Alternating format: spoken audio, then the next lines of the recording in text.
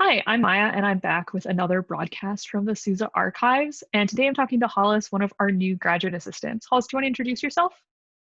Hi, I'm Hollis Whitman. I'm originally from Michigan, and I'm in the MSLIS program here at UIUC. I did my MA in musicology at Western Michigan University prior to coming here. And I'm very interested in working in a music archives permanently after this. So I started at Sousa in July. So I'm very new and still trying to get used to everything, but I love it so far. So I'm very excited to be here. What was your MA on?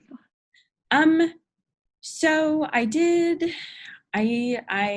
focused on music history, and I was lucky enough to have an advisor who was interested in kind of the same things I am. So early mid 20th century um, music. I love John Cage with my whole entire heart. Um, but I wrote my thesis on a composer that worked at Western, actually, who passed away in 2014 and left all of his materials to the archives at Western, which is actually why I started to become interested in archiving. I I worked at a rare book room. Okay, let me back up for a second. I started my MA and I was like, I don't really know what to do with a history degree, but I know I want to study this. So I got started. One of my first classes was with the music librarian at WMU, Mike Duffy. And he was an awesome influence, and I got to see what he did, on the day to day. And I was like, I want to do that too. Music librarian. That's what I want to be. Um, and he recommended that I get a job at a library. And so the rare book room at Western was hiring, and I happened to be lucky enough to get in there. And while I was working there, they kind of loaned me out to the archives because they had this collection, and they wanted somebody with musical knowledge to go through it rather than the general staff that they had there. And they thought it would be a good fit for me. And so as I was processing it, I actually ended up really kind of falling in love with the content. The composer, C. Curtis Smith, he had a lot of personality and a lot of character. And A it lot of was, composers do. yeah, yes. So it was really fun to be able to work with his stuff, both professionally and academically. And so that really kind of guided me in the direction of working in archives. And so that's what I'm hoping to pursue after this. I graduate in May, this coming May. Well, that's great. It's cool that you're an Americanist and then you get to work at American Archives. I study British music myself, so it's a Oh yeah. little further afield from my area, but that's really nice. You probably have a lot more experience. Um, so do you want to talk about what you're working on at Sousa right now? Yeah. So I'm working with the Peter Michaelov papers, and he was a composer who attended the University of Illinois, and ended up working back here professionally. He got his DMA here at the U of I, and then he went into accounting for his entire professional career. And so he really stopped composing from the time he graduated to about 2006, when he retired from his full-time work. And so I'm working with the collection. I'm working with the born digital aspect of the collection. So there were physical materials, and those have already been processed, which is cool. And then there are all of these digital files that he had on his computer that he prepared um, and gave to the archives. That's not the right word, but and so I'm working with this collection in part because I have a very strong interest in born digital musical materials. This one is a little bit of an easy start.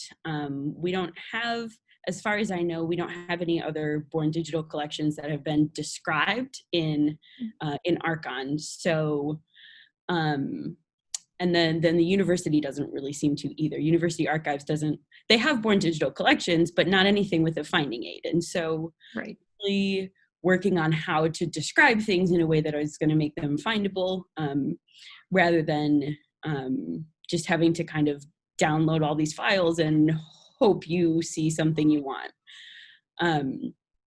So we're starting with Mykolaiv because it already having the structure of the physical content makes it a lot easier to try to describe the content that's digital. It gives us more of a framework. And then hopefully we'll be moving on to some other born digital collections with some more complicated types of file structures, which is really what I'm interested in. I'm very interested in electroacoustic music and how that's being preserved or not preserved, as the case seems to be for the most part. So yeah, so I can share my screen if we just want to look for a second. Ooh, I cannot share my screen. Okay, let me make sure that I can give you that permission. Sorry about that. No worries. Go ahead. I think you should be able to now. Okay. Oh, wow, it lets me. Cool. Okay, so we can just kind of see here that there's just the same kind of files that you would see on your own computer as you look at your stuff. So I just finished putting the videos into Archon. So those are all in the finding aid. And so we can look really quick. I thought we could look at this picture of Peter. Can we see him? Mm-hmm. He is. He seems like he was a really nice person. And some of the other things that we're looking at here, he was very interested in linguistics. He worked in the foreign language department for a number of years before he retired. So there's a lot of linguistics materials and teaching files that we're looking at. And he also was a stamp collector. I'm not going to embarrass myself by trying to say the word correctly, but not that one. This one. He put together a couple of exhibitions for the Rasica Society. And so he had a very extensive stamp collection and was very, very interested in sharing those materials. So it's been fun to see all of that, as well as to try to reconcile that with his musical materials, which is of course more of what we're focusing on here. But he was very, very organized, which is very fortunate for me. I mean, it's a little sad because he knew he was going to pass away soon. And so he was very methodical about going through all of his stuff and making sure that it was ready for the archives. And so you can see his scores here, and everything is very, very well organized and very easy to look at. And I'm grateful for that, but I don't think it's how it's always going to be. Yes, absolutely not. But it is interesting to get to preserve that original order and see what was kind of intended versus just what we have to impose on it to make it useful to researchers. Yeah, so that's very cool. Absolutely. Although that has been an interesting aspect, in that I can't really do a lot with. It's not like I can put something in a folder and label it, you know. I kind of have to work within what he was doing, which is great. But like digitally, it's hard to kind of like describe that. And then it's like, well, it's in this folder, but if you organize the folders by, you know, if you're going to organize them alphabetically or like by type, like things kind of change location, even though they don't. I don't know. It's been fun. Yeah. Fun to try. It can make it more complicated too. So did these materials, did they come in digitally, or were they on flash drives or floppy disks, or how did you have to deal with that situation? I didn't personally have to deal with that. That's nice. I believe that what happened was he actually just gave his whole computer. And so they pulled all of this stuff off of his hard drive. and now it's in kind of a loading area before it goes into Medusa. So yeah, I haven't had to deal with trying to like pull files out of anything yet. I'm sure that will come later, but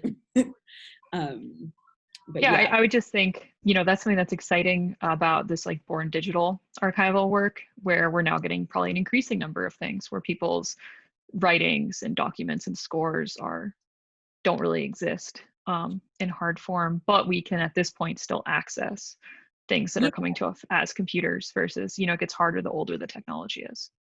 absolutely. And I think that's going to be a really interesting, I think we're going to have some really interesting questions about access coming up, because people can download these files, and they're all in his collection. All of the file types are pretty standard, but like a lot of them are Sibelius files, which not everyone has. I don't have Sibelius on my computer, so I can't do anything with those until we have somewhere that I can look at that, and so I think we'll see a lot of questions about whether archives need to be providing that technology, or whether we're going to find a way to emulate things. I'm very interested in that with other kinds of born digital files.